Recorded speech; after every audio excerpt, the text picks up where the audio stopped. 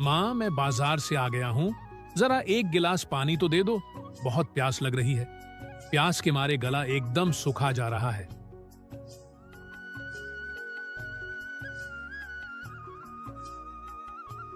बेटा, आज जंगल से बकरियां चरा कर आते समय जंगल से कुछ लकड़ियां भी लेते आना।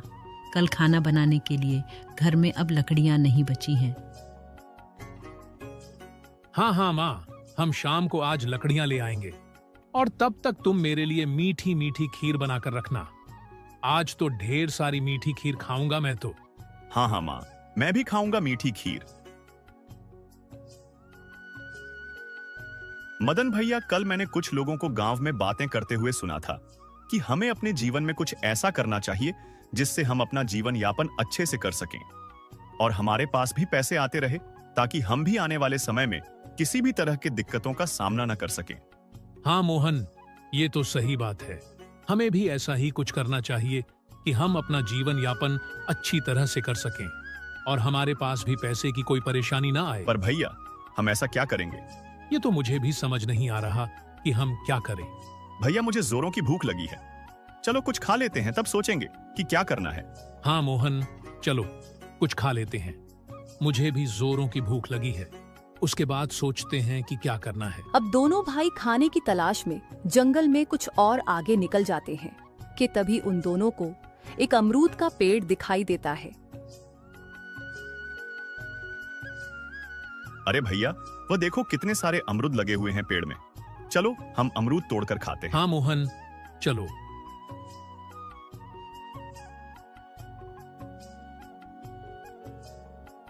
मोहन, क्यों ना हम कोई ऐसा पेड़ लगाएं जिसमें बहुत सारे फल आए। फिर हम उन फलों को बाजार में बेचकर ढेर सारे पैसे कमाएंगे। हाँ भैया, ये तो बहुत अच्छा विचार है। हाँ मोहन, हम एक आम का पेड़ लगाएंगे और उसमें जो भी आम आएंगे हम उन्हें बाजार में बेच देंगे और फिर हमारे पास भी बहुत सारे पैसे हो जाएंगे। हाँ भैया, और हम दोनों वह पैसे आधे आधे बांट लेंगे। नहीं नहीं, आधे आधे पैसे क्यों लेंगे? मैं बड़ा हूं और तुमसे ज्यादा समझदार हूं, तो ज्यादा पैसे मैं ही लूंगा ना। नहीं भैया, मैं भी बहुत समझदार हूं और मुझे भी आधे पैसे ही चाहिए उन फलों में से। नहीं मोहन, मैं तुमसे अधिक बुद्धिमान हूं, इसलिए मैं ज्यादा पैसे लूंगा। दोनों भाई आपस में एक दूसरे से बहस करने लगते हैं। तभी वहां एक आदमी आता है। अरे क्या हुआ भाई, आप किस बात को लेकर इतनी बहस कर रहे हैं? लगता है कोई गंभीर बात है। देखो ना भाई, ये मुझे आधा हिस्सा देने से इनकार कर रहे हैं। भाई, मैं मोहन का बड़ा भाई हूं, तो मैं बुद्धि में इससे बड़ा हुआ ना, तो फिर क्यों मैं इसको आधा हिस्सा दूं? अरे वाह, लगता है आज का काम बन गया। लगता है इन मूर्खों से आज मेरा बहुत फायदा होने वाला है। देखो भाई, उम्र में बड़े होने से कोई अधिक बुद्धिमान नहीं होता है। बुद्धिमान तो कोई भी हो सकता है, फिर चाहे कोई छोटा हो या बड़ा। लेकिन अगर तुम जानना चाहते हो कि तुम दोनों में से अधिक बुद्धिमान कौन है, तो तुम दोनों को अपनी अपनी बुद्धिमानी दिखानी पड़ेगी। हाँ हाँ, मैं दिखाऊंगा अपनी बुद्धिमानी पर हमें क्या करना होगा, जिससे यह पता चले कि कौन अधिक बुद्धिमान है। हाँ हाँ, मैं भी दिखा दूंगा कि मैं भी बहुत बुद्धिमान हूं। मैं बताता हूं क्या करना होगा, पर पहले तुम मुझे यह बताओ कि तुम दोनों यहां जंगल में क्या करने आए हो? भाई, हम दोनों यहाँ अपनी बकरियां चराने आए हैं। हमारी कुल 4 बकरियां हैं, जिन्हें हम दोनों मिलकर चराते हैं। देखो भाई, अगर तुम दोनों यह जानना ही चाहते हो कि तुम दोनों में से अधिक बुद्धिमान कौन है, तो उसका एक उपाय है मेरे पास। देखो भाई, तुम दोनों अपने 2-2 बकरियां बाजार में लेकर जाओ और तुम दोनों में से जो भी ज्यादा महंगी बकरियां बेचकर आएगा और जो भी ज्यादा पैसे लेकर आएगा, वही होगा अधिक बुद्धिमान। ये सुनते ही दोनों भाई 2-2 बकरियां लेकर बाजार में बेचने के लिए निकल जाते हैं।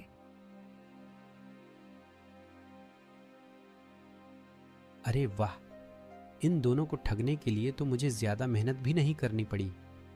चलो, इनके आने तक का इंतजार मैं यहीं बैठकर लेता हूं। वह ठग उन दोनों का वहीं बैठकर इंतजार करने लगता है। तभी वहां छोटा भाई अपनी बकरियां बाजार से बेचकर आ जाता है। हाँ, तो तुमने अपनी बकरियों को कितने में बेचे? भाई मैंने 10,000 में अपनी 2 बकरियां बेची हैं। अरे मोहन, मैंने तुमसे कहा था ना कि मैं तुमसे बड़ा हूं तो ज्यादा बुद्धिमान मैं ही हुआ ना। देखो, मैंने दोनों बकरियां 20,000 रुपये की बेची हैं। भाई, अब तो साबित हो गया ना कि हम दोनों में ज्यादा बुद्धिमान मैं ही हूं। हाँ, अब तो यह साबित हो गया है कि तुम ही अधिक बुद्धिमान हो। देखा मोहन, अब तो इन्होंने भी कह दिया है कि मैं ही ज्यादा बुद्धिमान हूं। अब तो आधे से ज्यादा हिस्सा मैं पर ही भैया, लूंगा। हमारी बकरियां तो बिक गई। अब हम मां से क्या कहेंगे कि हमारी बकरियां कहां हैं? हाँ मोहन, यह तो तुम ठीक कह रहे हो। हम मां को क्या जवाब देंगे? अरे, उसकी चिंता तुम क्यों करते हो भाई? मैं कब काम आऊंगा? तुम दोनों मुझे सारे पैसे दे दो, मैं बाजार जाकर वह चारों बकरियां वापस खरीद कर ले आऊंगा और तुम उन्हें लेकर घर चले जाना। हाँ हाँ, यह सही रहेगा। पर तुम क्यों जाओगे हमारी बकरियां वापस लेने? अरे भाई, कैसी बातें कर रहे हो? अभी अभी तुमने अपनी बुद्धिमानी की परीक्षा दी है, जिससे मैं भी यह जान पाया कि तुम भी बहुत बुद्धिमान हो। तो फिर तुमको वापस बाजार जाने की क्या जरूरत है? यह काम तो मैं ही कर दूंगा तुम्हारा। हाँ, यह बात भी सही है। दोनों भाई उस आदमी को अपने अपने पैसे दे देते हैं और वह आदमी उन दोनों के पैसे लेकर वहां से रफू चक्कर हो जाता है। देखा मोहन, मेरी बुद्धिमानी देखकर कैसे वह आदमी मेरा काम करने लग गया। दोनों भाई वहां पर उस ठग का इंतजार करते रहते हैं। भैया, वह आदमी अभी तक आया क्यों नहीं? उसे गए तो बहुत समय हो चुका है और अब शाम भी होने वाली है, लेकिन वह अभी तक नहीं आया। हाँ मोहन, उसको तो अब तक आ जाना चाहिए था, पर वह क्यों नहीं आया? भैया, कहीं वह आदमी हमें मूर्ख बनाकर हम दोनों के पैसे लेकर भाग तो नहीं गया? हे भगवान, हम तो उसे जानते भी नहीं। अगर वह नहीं आया तो हम क्या करेंगे? मदन और मोहन दोनों भाई बहुत निराश हो जाते हैं और रात भी होने लगती है कि तभी वह दोनों अपने घर आ जाते हैं और सारी बात वह अपनी मां को बताते हैं।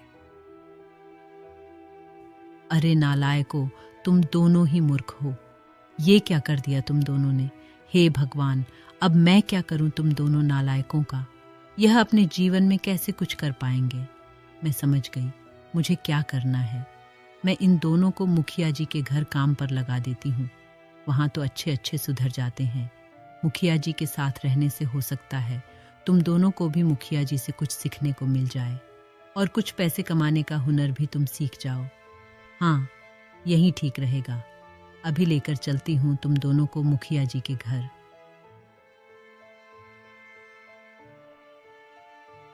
ठीक है दुलारी बहन, मैं तुम्हारे कहने पर इन दोनों को काम पर रख लेता हूँ, पर याद रहे कोई गड़बड़ मत करना यहाँ, वरना मैं बहुत कड़ी सजा देता हूँ, समझे?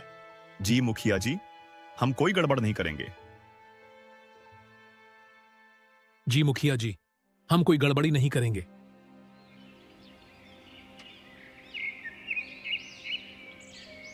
दोनों भाई मुखिया जी के घर जाते हैं और मुखिया उन दोनों को बहुत सारे ज्ञान की बातें सिखाते हैं। कुछ दिन ऐसे ही बीत जाते हैं। सब कुछ अच्छे से चल रहा होता है। एक दिन मुखिया दोनों भाइयों को अपने पास बुलाता है और उनसे कहता है, सुनो, तुम दोनों को यह घड़े पास के गांव में लेकर जाना है। वहां के जमींदार को देना यह घड़े, और वह तुम्हें जो भी पर्ची दे वह मुझे ला कर देना। और याद रहे, इन घड़ों को कहीं भी अकेला मत छोड़ना। जी मुखिया जी। जी मुखिया जी, हम कोई गड़बड़ नहीं करेंगे। दोनों भाई एक एक घड़ा लेकर दूसरे गांव की ओर निकल जाते हैं। अरे बाप रे, कितना भगाया उन पुलिस वालों ने, इतना तो मैं कभी नहीं दौड़ा। खैर, अब तो मैं खतरे से बाहर हूं, क्योंकि जंगल के बाहर इस गांव में पुलिस तो आएगी नहीं मुझे ढूंढने।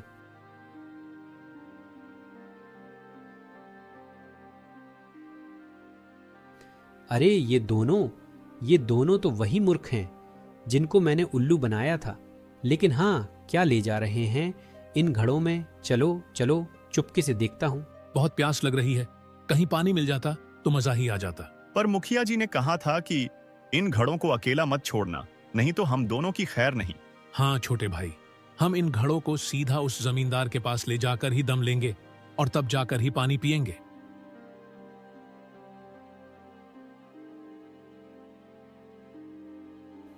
अच्छा, तो इसका मतलब जरूर इस घड़े में ढेर सारा सोना चांदी, ढेर सारे रुपए पैसे और हीरे जवाहरात होंगे जो ये लोग दूसरे गांव के जमींदार को देने जा रहे होंगे।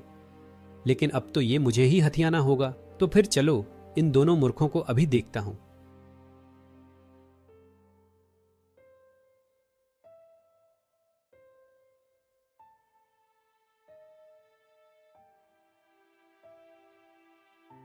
अरे मदन भैया, वह देखो, ये तो वही आदमी है जो उस दिन हम दोनों के पैसे लेकर भाग गया था। हाँ मोहन, यह तो वही है।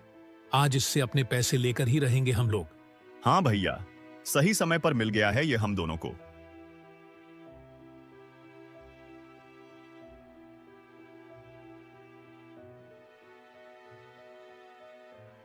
अरे भाई, तुम हमारे पैसे लेकर कहां चले गए थे? हमने कितना इंतजार किया तुम्हारा, पर तुम नहीं आए थे। अरे भाई, मैं तो आ ही रहा था तुम लोगों को पैसे देने की। तभी रास्ते में एक बूढ़े आदमी को देखा। उसकी तबीयत बहुत खराब हो चुकी थी, जिसके कारण वह रास्ते में ही गिर गया था।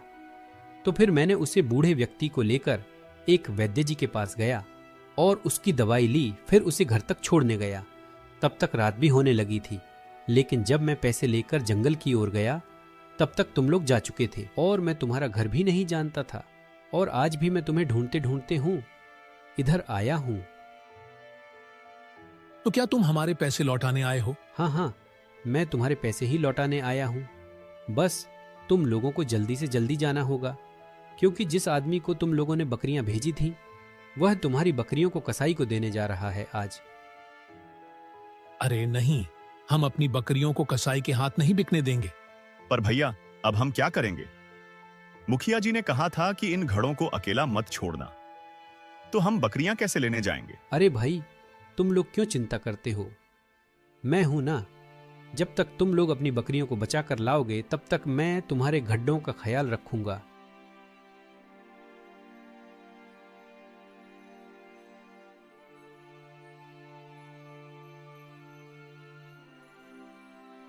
अरे वाह, यह दोनों तो तुरंत ही चले गए और मेरा काम भी बन गया।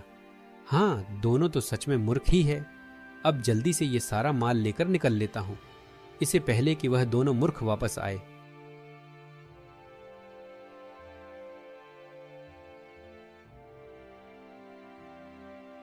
अरे नालायको, तुम दोनों से वह घड़े नहीं संभाले गए। किसी काम के लायक नहीं हो तुम दोनों। निकल जाओ यहां से और दोबारा कभी भी मत आना यहां पर।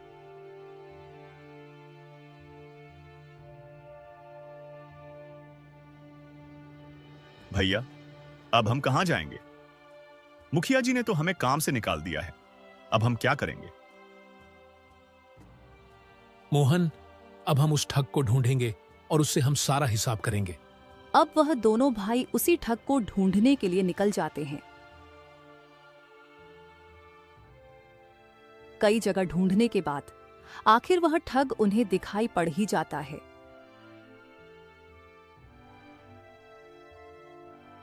भैया, वो देखो, वही ठग जिसने हम दोनों से ठगी की थी।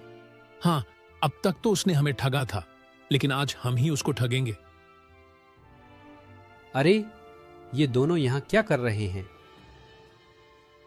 अरे मोहन, आज तो हमें बहुत सावधानी से यह बक्सा सही जगह पर पहुंचना है, क्योंकि हमें कोई गलती नहीं करनी है, समझे? वरना ये करोड़ों रुपए के हीरे तो हम चुका भी नहीं पाएंगे सेठ को। हाँ भैया, आज हमें हीरो को बहुत ही ध्यान से लेकर चलना है, क्योंकि सेठ जी ने कहा था उनकी कीमत इतनी है कि कोई भी 7 जन्मों तक बैठकर आराम से अपना जीवन गुजार सकता है।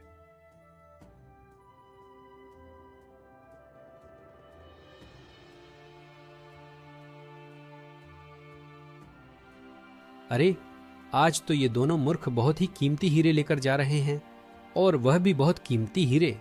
अगर आज इनको लूट लिया तो जीवन भर कुछ भी नहीं करना पड़ेगा, और उसका बुरा यह राज्य ही छोड़कर चला जाऊंगा किसी दूसरे राज्य में। बस एक बार इन कीमती हीरो का यह बक्सा मेरे हाथ लग जाए। लेकिन इस बार इन मूर्खों को ठगना आसान नहीं होगा। इन्हें पैसे का लालच देता हूं। हाँ हाँ, यही सही रहेगा।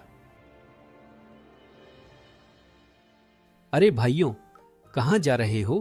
तुम दोनों को मैं 2-3 दिन से ढूंढ रहा हूं, लेकिन तुम लोग कहीं मिले ही नहीं।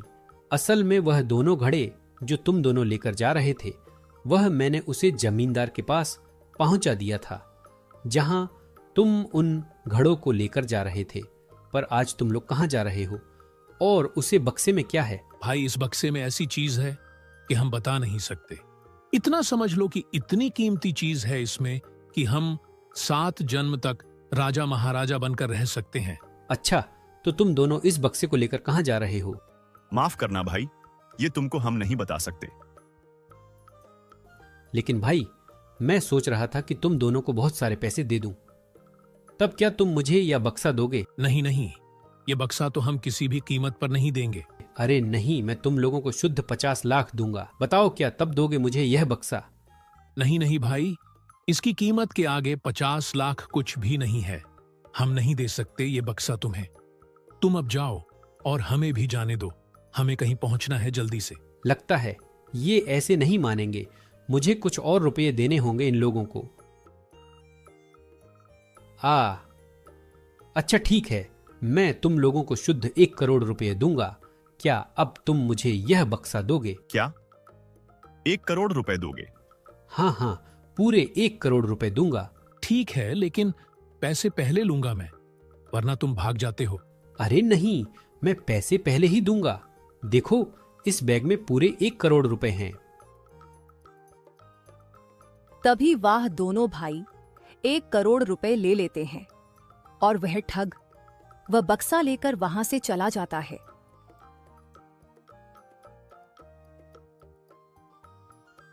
देखा मोहन, इसने हमें आज तक जितना ठगा था, हमने उसका पूरा ब्याज भी आज वसूल कर लिया। चलो अब जल्दी से घर निकल चलते हैं और खुशी मनाते हैं। हाँ भैया, और अब वो ठग रोएगा जब उस बक्से में मिट्टी कूड़ा ही मिलेगा उसको।